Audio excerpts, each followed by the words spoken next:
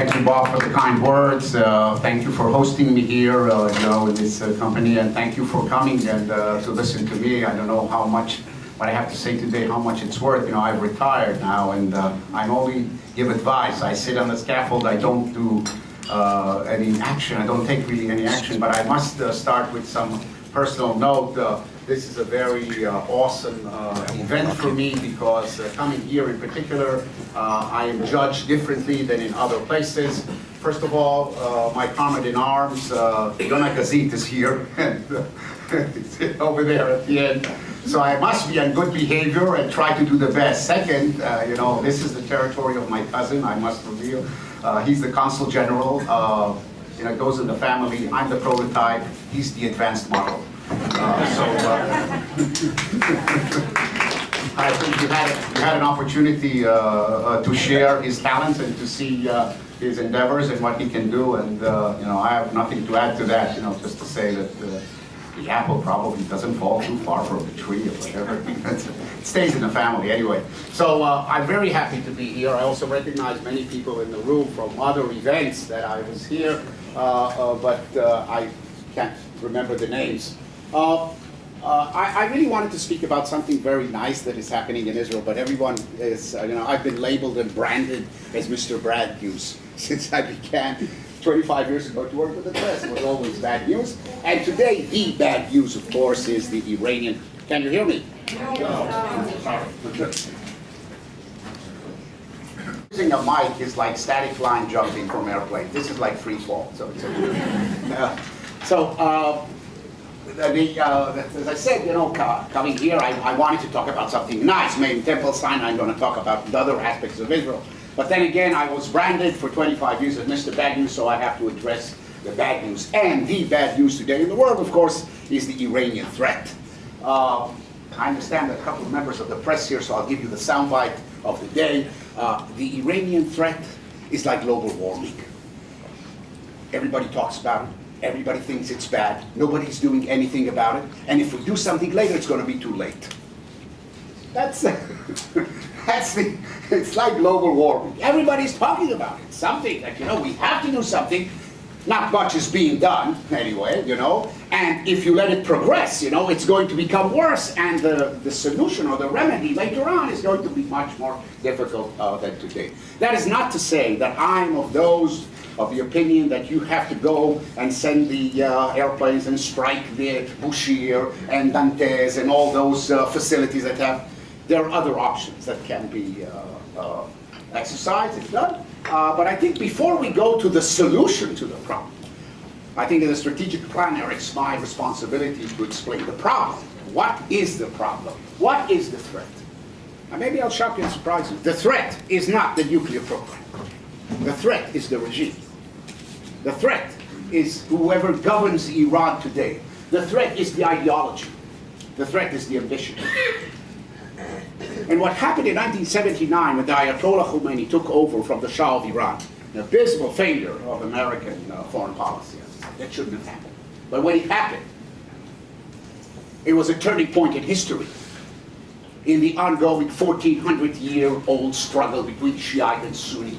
The Shiites, who are oppressed all the time, always on the losing side, suddenly become the winners.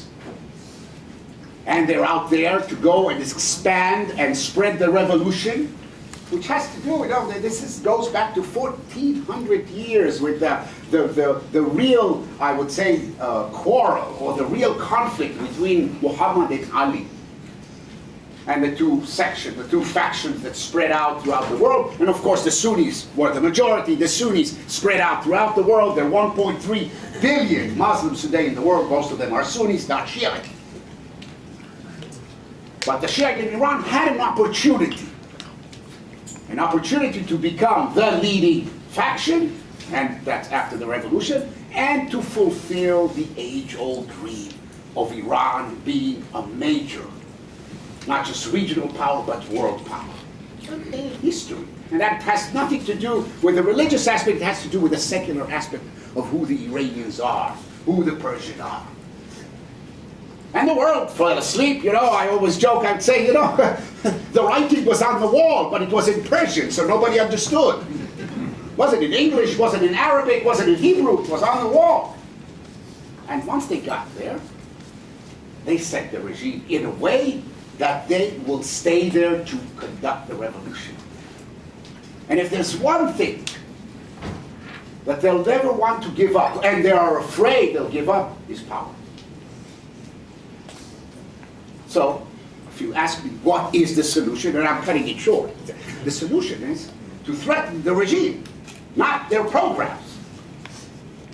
To make it in such a way that they will feel that it is not safe to continue with the present policies. And I'm not ruling out economic sanctions. Yes, that's part of it. There have to be economic sanctions. But that's not the main thing.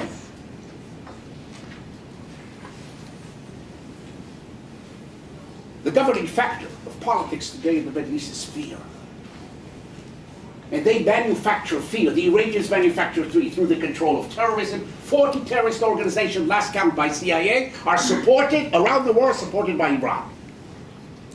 And the nuclear program, if it comes to fruition, will serve as an umbrella under which these activities can continue. Why? Because Iran wants to change the world. Every morning when Ahmadinejad and Khamenei wake up in the morning, they look out the window and say, we don't like the world out there. It's not just erasing Israel off the map. We'd like to erase the map. We want a new map. We want a new world, a new Dar Islam. And they're ready to put all their efforts into it, including the nuclear program.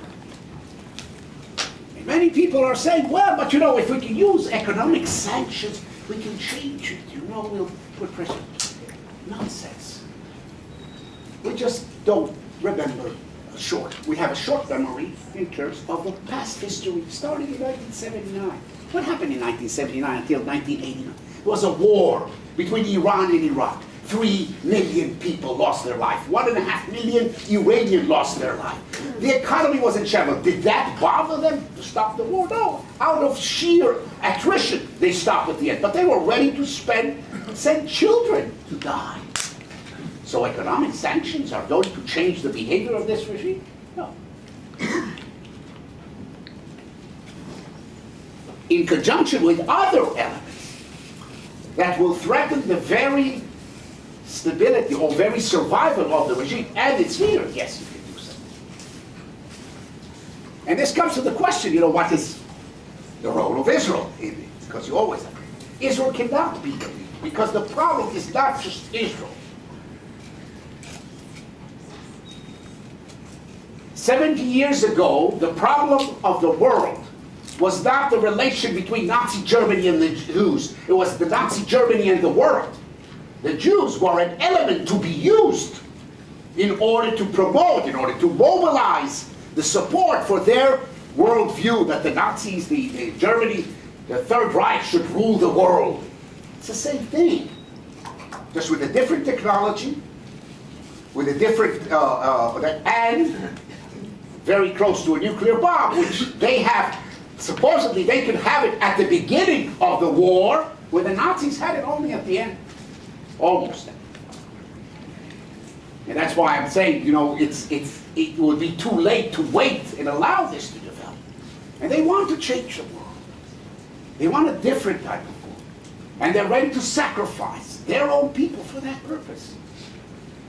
Now, I want to tell you something about the Iranian society. The Iranian society is probably one of the most leading, advanced societies in the Middle East. They have a large middle class. They have a large student body. They're enlightened. They're educated.